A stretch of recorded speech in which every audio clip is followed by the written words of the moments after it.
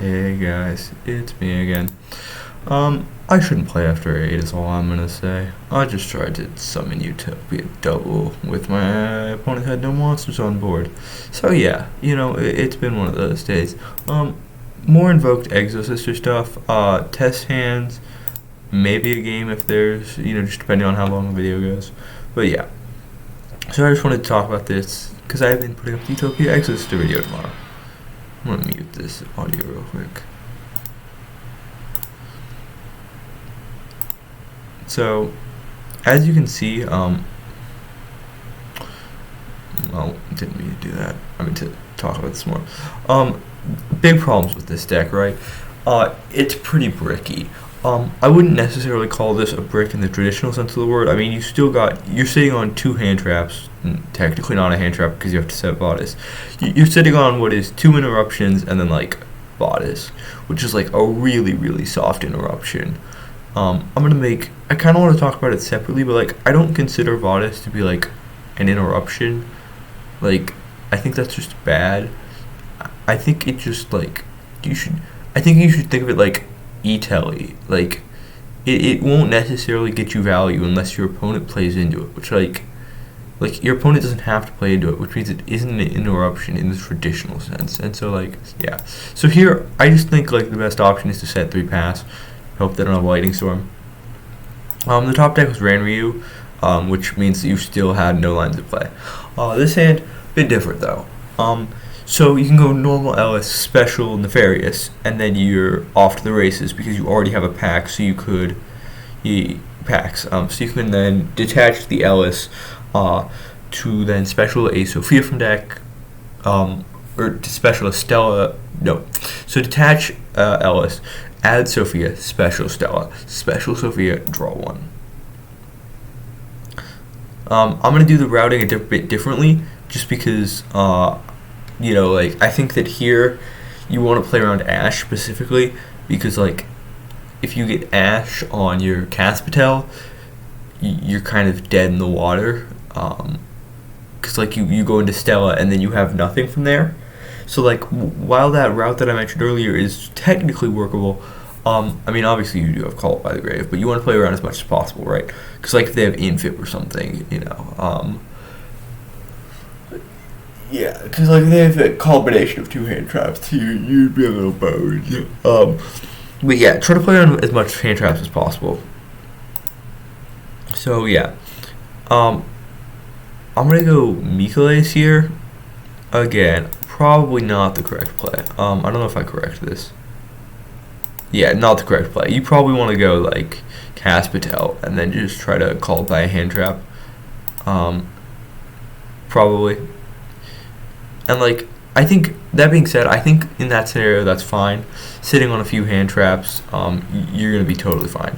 This is a hand, again, similar scenario, where you're just kind of running the Exosister Gambit.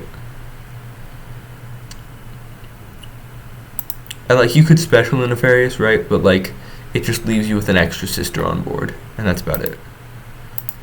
So again, I'm gonna probably just keep talking about these, but like talking about the deck in the meantime, right? So as you can see, like Sophia is a really good special target, and like UFD is just a good boss monster. I obviously would prefer if we had Magnifica. You're gonna see me reshuffling here because I just wanted to show off an invoked hand. This is just like, again, it's not a great invoked hand, but like it's just like basically what you do if you have an invoked hand, and then you set Vadis, right? And you're hoping to live on Mechaba Vadis, and then that gets you to, your next, basically, plays. So here's one of the hands that I was talking about in the previous video. Go watch this if you haven't already. But basically, you go overlay the special, like that allows you to special if you're a spellcaster, and then add your Exosister. You can then invocation, pitching Ellis, because you have packs in hand. Normally you'd want to route this a bit differently. Like you could, you could route this a bit differently, just depending on the cards you have in your hand. Right, like if you don't think you're gonna be able to make Utopic Future Draco, or like you really want to keep like the light in hand, you can banish a Caspitel to get 2 cards in graveyard. special Stella, make Mikolas grab Vadis, and then overlay these two into Utopic Future Draco. And so a really neat interaction between Utopic Future Draco and Nefarious Archfiend Eater of Nefariousness is that you can target your face-up monster that you have taken from Utopic Draco Future, just to basically say, like, if you steal a Link monster, right? Because there's no Link monsters in the extra deck if you check out the deck profile. Because I just don't think that, like, Link monster, I don't think there's room. Like, you could probably, like, fit a Link monster in, but I just don't think it's worth it.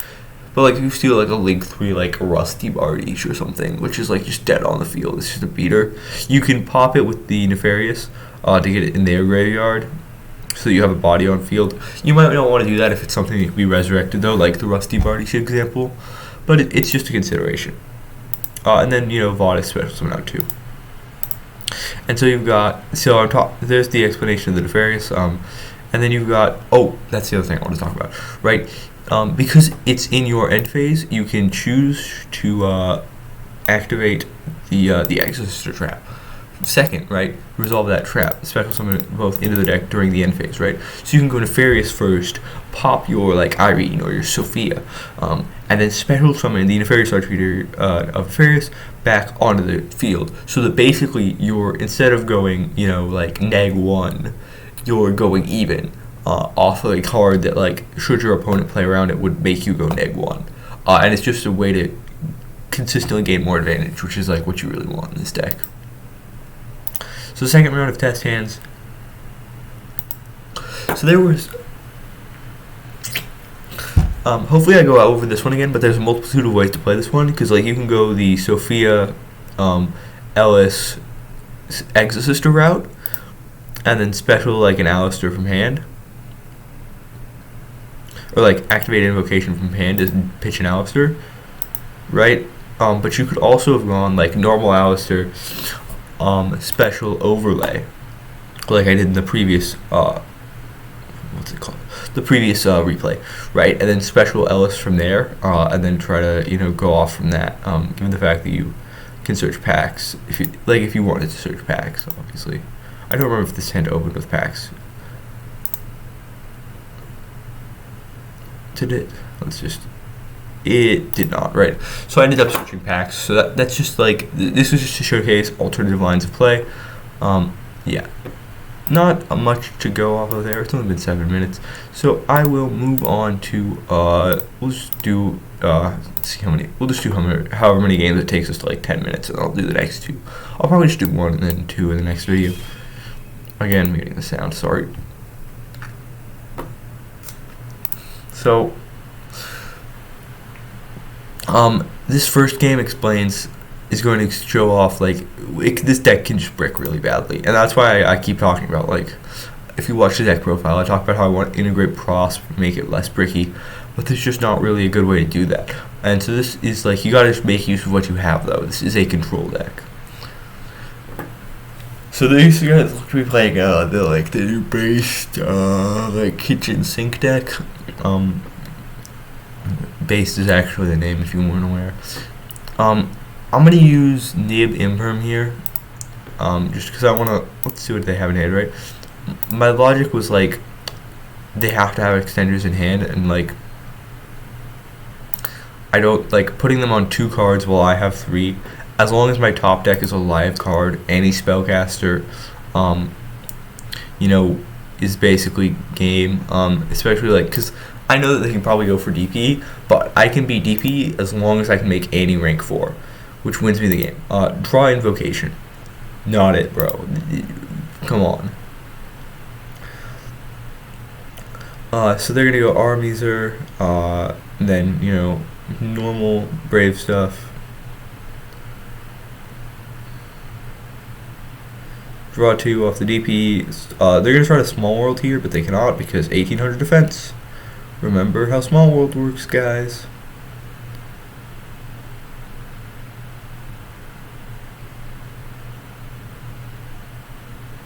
And so they're going to go Cherubini, and I don't catch this one, which is unfortunate.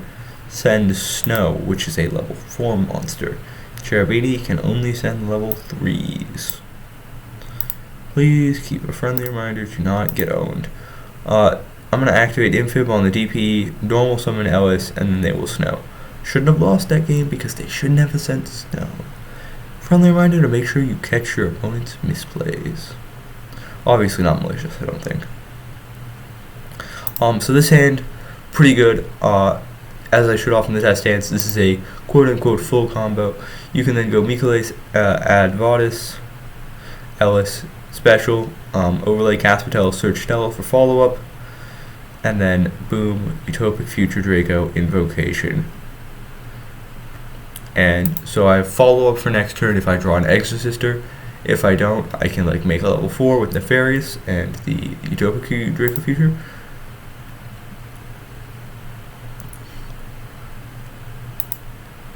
I don't get why he ogres Macabre, but like, you know, it's a right, because they're just going neg, right? Because Macabre is inherently a neg 1, right? Because when they banish, you have to discard to negate. So instead of going neg 1, I just go even, right? I mean, technically I lose Macabre, but like, I'm not expecting it to stick around for more than a turn anyway. I'm like, baiting out, that's one less hand trap that can be used on an Exosister next turn, right? So like, it's just a really good situation. I'm gonna grab Arborea, can't use it though because of Sangan. I don't know if Arborea is an activated effect, I'd have to double check. Does he have? He does. It is not an activated effect, so he could have speckled it, but I don't think he knows. So like, you know, take advantage of that. If your opponent doesn't know something, as long as it's like don't cheat, but like, you know, if they don't know, don't tell them. Unless it be like illegal, obviously. Like, don't let them cheat. That's kind of a dick move. They're just doing normal plays. As you can see, I have drawn too many going second cards. I don't want to draw more than one Dark Ruler and one evenly matched at any given time. Not to mention, he's going to Scythe Block me. Yeah, so he's going to go Verte, and then Fusion Destiny,